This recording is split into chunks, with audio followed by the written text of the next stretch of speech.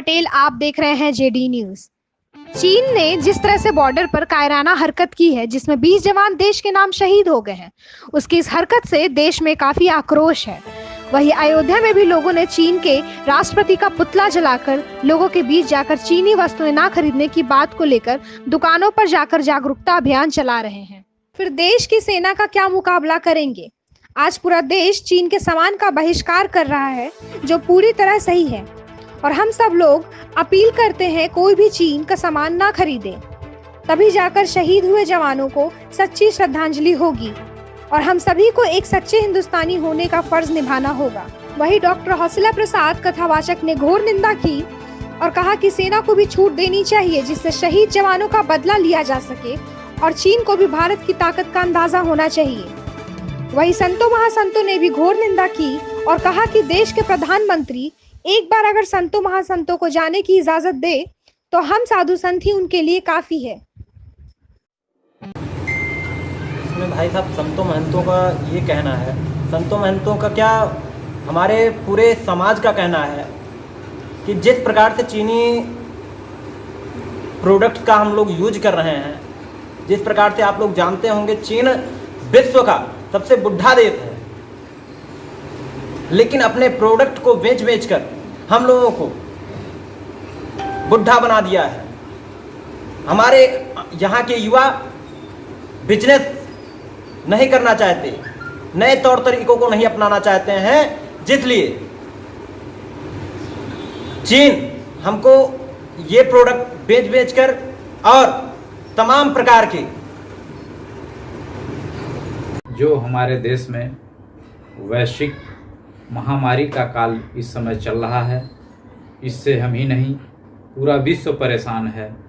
जो WHO की report आई है उसको ध्यान में रखते हुए डिस्टेंसिंग का पालन करते हुए अपने घर में रहना ही सुरक्षित है। घर से बाहर तभी निकला जाए कि जब हमको बहुत ही आवश्यकता हो, किसी वस्तु की आवश्यक ज़रूरत हो, तभी घर से बाहर निकला जाए और वह भी डिस्टेंसिंग का पालन करते हुए निकला जाए। हर आधा घंटा पर सैनिटाइजर से अपना हाथ धोया जाए, साफ सफाई का विशेष ध्यान रखा जाए और किसी से हाथ न मिलाया जाए, और जो मास्क अनिवार्य किया गया है उसको अपने मुख को ढक करके ही घर से बाहर निकला जाए। ठीक है, इसमें भारत सरकार ने अपने सूझबूझ के हिसाब से जो है लॉकडाउन लागू किया।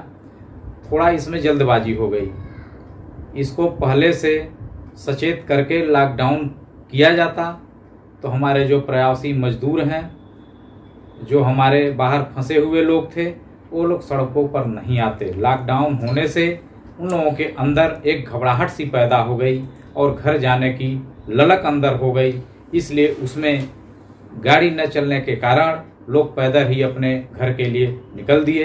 यह तो विषम परिस्थिति थी ही। इसमें सूझबूझ करके लॉकडाउन प्रधानमंत्री महोदय को लागू करना चाहिए था। लगातार मरीज तो बढ़ेंगे, यह तो स्वाभाविक है, क्योंकि जो बाहर से आए हैं उन्हीं लोगों में कोरोना की पुष्टि पाई जा रही है। जो लोग उनके संपर्क में आ रहे हैं उन लोगों में भी पाई जा रही है। फिलहाल बहुत हद तक जो है हम लोग कोरोना महामारी पर काबू पाए हुए हैं। मरीज तो बढ़ रहे हैं और उसी हिसाब से घट भी रहे हैं, इसलिए साफ सफाई का विशेष ध्यान देने की आवश्यकता है और डिस्टेंसिंग पालन करने की भी आवश्यकता है। अब चीन ने तो मेरे देश के साथ बहुत ही गलत कार्य किया। विवाद जो है गलवान घाटी से उपजा। गलवान घाटी हमारी है, चीन ने उस पर कब्जा किया है। 20 सैनिक मेरे मारे गए, मैं उनको विनम्र श्रद्धांजलि देता हूँ, लेकिन इसको लेकर के हमारे प्रधानमंत्री महोदय को सूझबूझ को देखते हुए इस पे उचित निर्णय लेना चाहिए, जाकि मेरी गलवान घाटी बच सके और युद्ध भी न हो। युद्ध होने से मेरे देश का नुकसान है, सभी लोगों का नुकसान है, क्योंकि इस समय जो वैश्विक महामारी चल रही है, सबसे पहले ध्यान इस पे देने की हमको ज़रूरत है। इस पे ध्यान देते देते चीन के ऊपर भी हमारे प्रधानमंत्री महोदय को ध्यान देना चाहिए, उस पर कोई नीति बनानी चाहिए, चाहे जैसे भी हो, उस मसला को सुलझाना इनको चाहिए। तो स्वाभाविक है, मेरे ऊपर जब कोई दुश्मन आक्रमण करेगा तो जाहिर सी बात है, एक परिवार के ऊपर अगर जो कोई आक्रमणक हो गया तो पूरा परिवार जो है उसका विरोध करेगा, बाहर आएगा। इसकी तो मैं चीन के खिलाफ घोर निंदा करता हूँ। सबसे पहले जो चीनी वस्तुएं हैं हमारे देश में, जो लोग खरीद लिए हैं वो तो फेंकने के लिए मैं कह नहीं सकता, लेकिन फिर चीन द्वारा निर्मित वस्तुओं का हमारे यहाँ से संपूर्ण परित्याग किया जाए। व्यापारी महोदय से मेरा अनुरोध है कि चीनी वस्तुओं को न बेचें, और ग्राहकों से भी, अपने आप से भी अनुरोध है कि चीनी वस्तु का हम प्रयोग न करें। और जो इलेक्ट्रॉनिक सामान है, जैसे मोबाइल है, जो भी चीनी ऐप हैं उनको अपने ऐप से हटा दिया जाए। उसके बाद अपने आप चीन औकात में आ जाएगा। और इतना ही, मेरा संगठन भी चलता है भारतीय सनातन धर्म मंडल के नाम से। जरूरत पड़ी, सरकार हमको आज्ञा देती है तो हम भी अपने कार्यकर्ताओं के साथ चीन से युद्ध करने के लिए बाध्य होंगे। मेरा नाम डॉक्टर हौसला प्रसाद शुक्ल, अंतर्राष्ट्रीय श्री राम कथावाचक, राष्ट्रीय अध्यक्ष, भारतीय सनातन धर्म मंडल, अयोध्या जी, उत्तर प्रदेश। BHP का मॉडल है, ये तब बना था 35 साल पहले, जब वो मुकदमा 3.25 बीघे का 3.25 एकड़ का था। आज हमें 70 एकड़ ज़मीन मिली है, सुप्रीम कोर्ट ने दिया है हमें, और रामलला का हक मिला है। और वो मॉडल 128 फीट ऊंचा था। तो तब बीते दिनों की बात थी, हम जब पत्तल में खाते थे, हमारे पास थाली नहीं थी। आज हमारे पास थाली है, हम पत्तल में क्यों खाएं? हमें ये एक उदाहरण है, प्रमाण है कि अब हमें सुप्रीम कोर्ट के आदेश ने इस ओर इशारा किया है कि राम जी का मंदिर आप जितना बड़ा बना सकते हो बनाओ। हम देश के प्रधानमंत्री जी के बयान की ओर ले चलते हैं। उन्होंने सदन में कहा था कि विश्व का सबसे बड़ा राम मंदिर बनेगा। उनके बयान का समर्थन करते हुए माननीय गृह मंत्री जी ने झारखंड के चुनाव में कहा कि गगनचुंबी मंदिर बनेगा। मैं आपसे, आपके माध्यम से निवेदन करूंगा लोगों से कि 128 फीट का मंदिर अयोध्या में कम से कम 1000 मंदिर हैं, उससे ऊंचे हैं, छिप जाएगा। क्या राम जन्मभूमि का मंदिर है या खिलौना बना रहे हैं? जिस राम जन्मभूमि मंदिर के लिए लाखों लोगों ने, लगभग 10 लाख लोगों ने बलिदान दिया है। हजारों विकलांग आज भी भारत भूमि पर गोली खाकर, उनमें से एक मैं भी हूँ, गोली खाकर हम लोग भटक रहे हैं। क्या इसलिए कि हम ये जो हम लोगों ने लड़ाइयाँ लड़ी, मुकदमे झेल रहे हैं, इसलिए कि कुछ इस ट्रस्ट में बैठे हुए भ्रष्ट लोगों का ये ऐसोगाह बन जाए, ये व्यवसायिक केंद्र बन जाए? हमारी भारत सरकार से मांग है और निवेदन भी है कि इसके पहले कोई बड़ा तूफान आवे, बड़ा आंदोलन खड़ा हुए, सरकार को इस चेतावनी को गंभीरता से लेते हुए राम जन्मभूमि परिसर में इतना भव्य बड़ा मंदिर बनाना चाहिए कि अंकोर वाट कंबोडिया में सबसे बड़ा विष्णु भगवान का मंदिर है, 8वां अजूबा है विश्व का, उससे बड़ा मंदिर ये होना चाहिए। 250 यानी 251 मीटर इसकी मीनारें होनी चाहिए, और इसकी ध्वजा 14 कोसी परिक्रमा में आप कहीं खड़े हो जाएं दिखाई पड़ने लग जाए। और पूरे 70 एकड़ जमीन में सिर्फ और सिर्फ मंदिर का निर्माण होना चाहिए। इतना ही नहीं कि केवल राम जन्मभूमि है, वह भरत, शत्रुघ्न और लक्ष्मण जी की भी जन्मभूमि है। उनके भी मंदिर उसी समय उसी भूमि पर बनना चाहिए। ये समय की मांग है, और उनकी माताओं का भी स्थान होना चाहिए, आवश्यकता है। यही मांग की जा रही है निरंतर। लेकिन इस ट्रस्ट में कुछ ऐसे लोग बैठे हैं जो इस आंदोलन में कभी नहीं रहे, इस आंदोलन से उनका मतलब नहीं था। एक ऐसा व्यक्ति है जिसने प्राण प्रतिष्ठित रामशिलाएं तक बेच डाली पूरी दुनिया से। आपने वो सब नारे सुने हैं, गांव गांव से पूजित होकर चली शिला श्री राम की, मंदिर वहीं बनाते हैं, सौगंध राम की खाते हैं।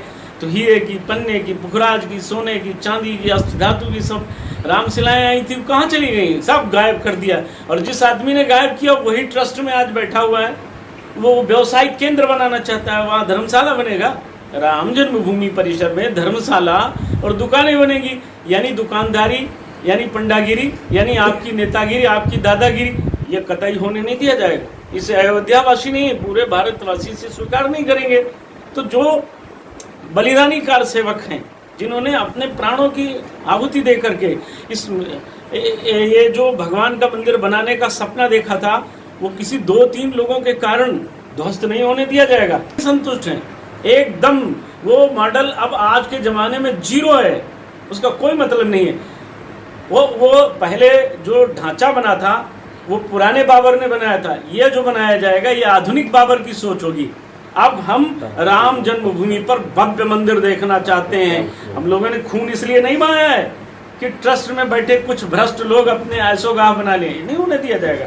अगल बगल लगाए जाएंगे और तमाम मंदिर बनने हैं, दीवारें बननी है, सब लगेंगे। इन मंदिरों की, इन पत्थरों की आयु क्या है? 150 वर्ष, 100 वर्ष। इनमें हर वर्ष काई लग जाती है, काले पड़ जाते हैं। ये संगमरमर के पत्थर का मंदिर बनना चाहिए।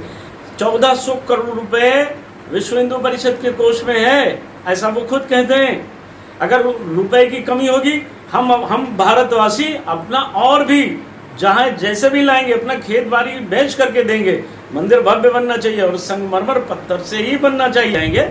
इन पत्थरों से वहाँ नल, वहाँ नील, कुबेर, अंगद, गए, गवाक्ष, कुबेर सबके मंदिर बन नहीं सकते हैं क्या?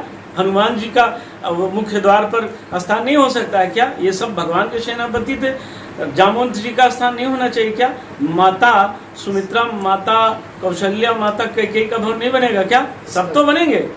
तो जब मथुरा में इस्कॉन मंदिर 700-750 फीट ऊंचा बन रहा है, प्रेम मंदिर इतना सुंदर बना है, जो व्यक्तिगत रूप से कृपालु जी ने माना। मेन मांग, मुख्य मांग एक है कि भव्य राम मंदिर बने पूरी दुनिया में। ऐसा कोई मंदिर न हो, न भूतो न भविष्यत, न पहले था न भविष्य में कोई ऐसा बने। इस कल्पना का मंदिर होना चाहिए, क्योंकि इसके लिए ये भारत के गौरव, गुण, गरिमा, मर्यादा, इसका मंदिर है, बलिदान का मंदिर है, आस्था का मंदिर है। केवल मंदिर ही नहीं है, ये भारत की हिंदू समाज की गौरव गाथा का मंदिर है। इसलिए इतना भव्यतम मंदिर बनना चाहिए कि दुनिया में ऐसा कोई ना हो। अन्यथा सुप्रीम कोर्ट ने 5 एकड़ भूमि जो दी है, बगल में यहाँ से 20 किलोमीटर दूर मुस्लिम समाज 20 एकड़ जमीन करोड़ों रुपए में और खरीद रहा है। हमें जानकारी इस बात की। वो कहता है कि हम इतनी बड़ी मस्जिद बनाएंगे कि ये मंदिर का नक्शा ढक जाएगा उसके सामने। बनाएंगे, हमें जानकारी अंदर से मिली, विश्वस्त सूत्रों ने बताया। जमीन खरीदने का प्रयास हो रहा है। आप अंदर से पता करिए, आपको मिल जाएगा। अंदर से जमीन खरीदने का प्रयत्न हो रहा है। और एक बड़ा वहाँ पशु व्यापारी है, उसने कहा आधा धन मैं दूंगा। ये सारी चीजें हो रही। तो हम चाहते हैं मंदिर इतना बड़ा बन जाए, इतना भव्यतम मंदिर बने कि उसके आगे कुछ और रह न जाए, कुछ शेष न रह जाए। मैं संतोष दुबे, अयोध्या कांड का आरोपी